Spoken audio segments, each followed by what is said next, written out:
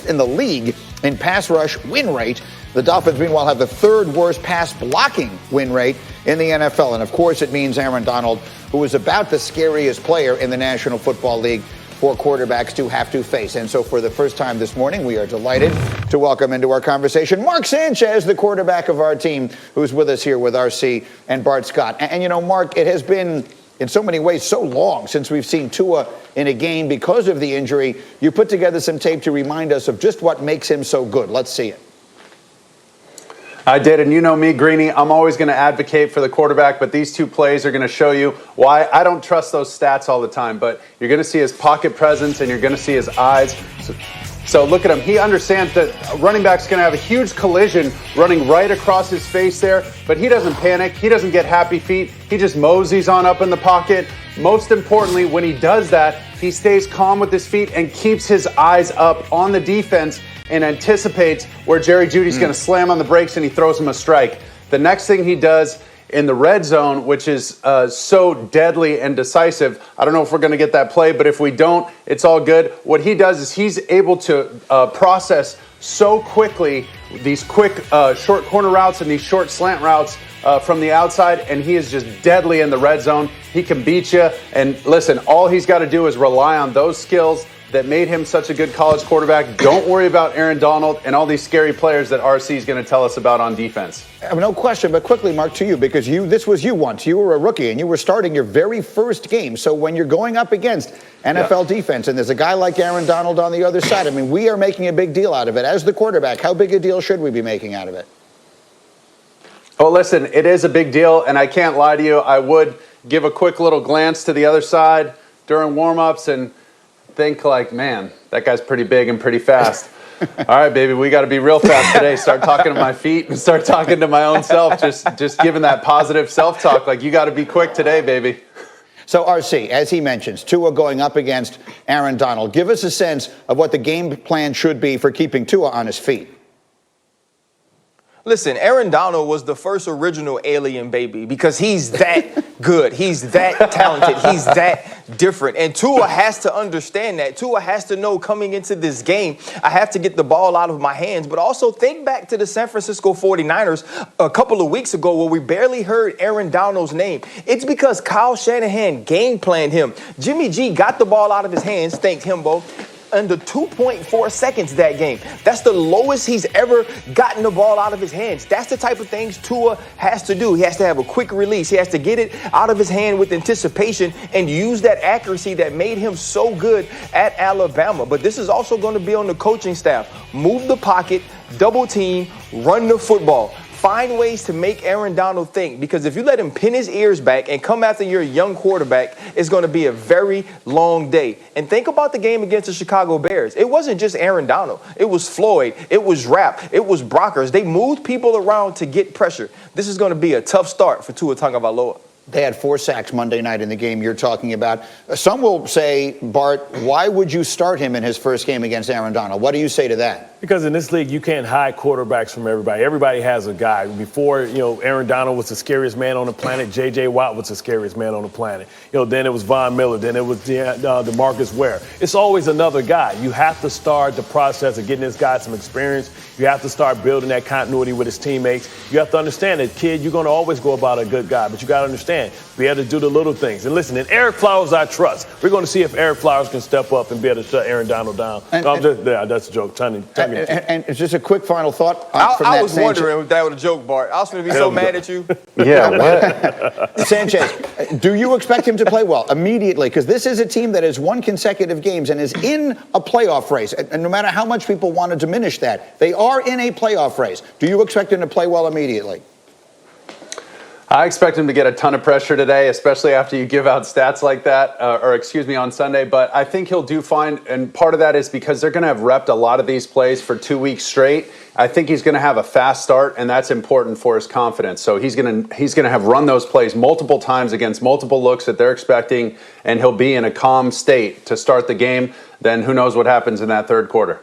Well, and for what it's worth, the Rams are playing on a short week. They played on Monday Night Football. And if the Bills should lose to the Patriots and the Dolphins win this game, I don't care what anybody says, they're tied. Their game looking good for Monday night against the Buccaneers. We're coming to you live, as always, from the Seaport District at Pier 17. We're brought to you by Heineken, and we are busy. Here we go. It is time to get up with our developing news. The best player in college football has tested positive for the coronavirus. We have the very latest covered all morning long. Meanwhile, the NFL weekend kicks off with the Falcons getting a win. Is there any chance it was a swan song for their two most famous players? And the biggest and best game of this weekend means everything to the biggest star on the field. We'll tell you why, and much more as we get up with you starting right now. And we begin with our developing story. Superstar Clemson quarterback Trevor Lawrence has tested positive for the coronavirus. He will miss this Saturday's game against Boston College. He is currently isolating with mild symptoms. Here is what Lawrence posted on Twitter yesterday. His statement says, I have tested positive for COVID-19. My symptoms have been relatively mild. While I'm following the protocol from Clemson and the ACC, the only thing that hurts is missing an opportunity to be with my teammates this weekend and play the game I love. I hate that I can't be there, but I'll be watching from isolation and pulling for our guys while I wait for the opportunity to rejoin the team. God bless and go Tigers. Our college football panel is with us again this morning. Heather Dinich, our insider, and Paul Feinbaum and David Pollack. And again, for those just joining us, Heather, let's run through the protocols here in the ACC. What specifically are the rules surrounding what happens with Trevor Lawrence now? So Trevor Lawrence went into isolation on Thursday, but the 10-day clock for that begins at the onset of his symptoms, which we don't know, and Clemson couldn't say yesterday. So when he comes back remains to be seen. When he can come back also depends on if he clears cardiac testing. And the Clemson medical team will have to determine whether or not he's healthy enough and ready to play after spending 10 days at least in isolation. He also has to be fever-free, symptom-free for 24 hours before he comes back. So whether or not he can play against Notre Dame remains a question. Yeah, and again, the Notre Dame game is a week from tomorrow. We just had Dr. Myron Roll on the show about a half hour ago, Heather, and he suggested he would not be comfortable with Lawrence playing a game that quickly. So that brings into play the difference in the Big Ten protocols versus the ACC protocols. Yes, if he was a Big Ten player, this wouldn't even be worthy of discussion.